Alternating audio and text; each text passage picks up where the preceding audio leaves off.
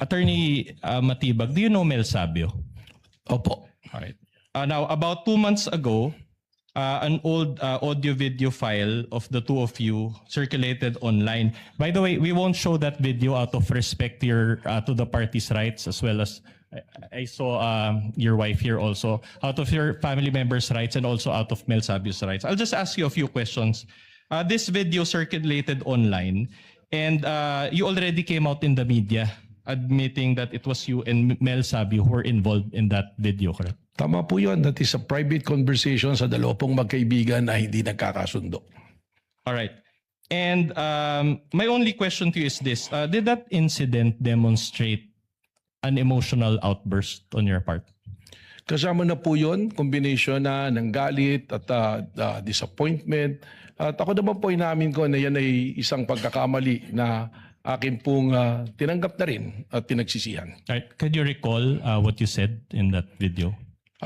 Masama po yung aking mga sinabi. Meron pong hindi talaga kaya-aya. Can you recall, just to give an idea of those who were not able to I watch? cannot exactly recall because that was a really long time ago. That's okay. Attorney, wala akong sinabing masama doon sa'yo. Bakit po pinupost? Ano mo lumang balita yun? Bakit anong tinig natin gusto mo gawin?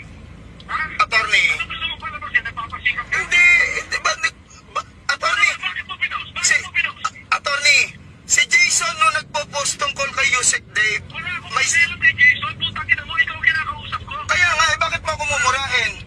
Eh, putang ina kang gago May sinabi ba ako masama doon? Kayo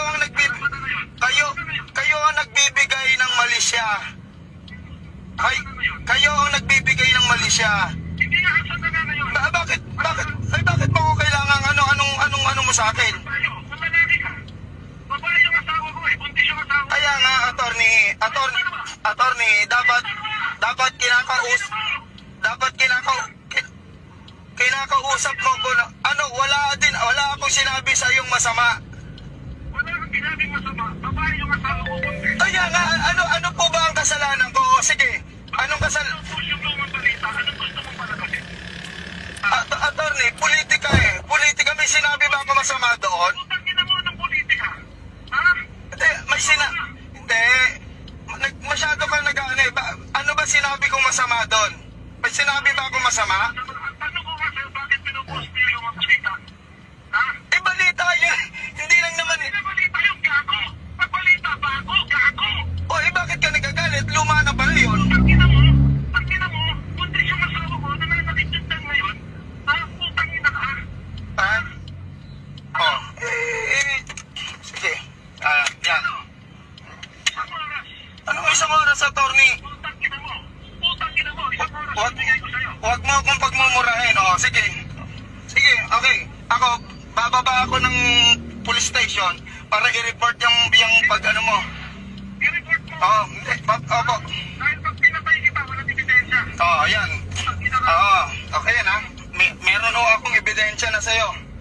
Attorney Melvin Matibag, wala akong sinabing masama sa'yo against sa'yo. Sabi mo, huwag ka magmalinis, ha? Anong wag magmalinis, attorney? Bakit mo pinost? Anong gusto mong palabasin? Ikaw na lang sabi politika, di ba? Ngayon, attorney, kung walang ang sabi doon sa balita, Minardo Guevara, iimbestigahan.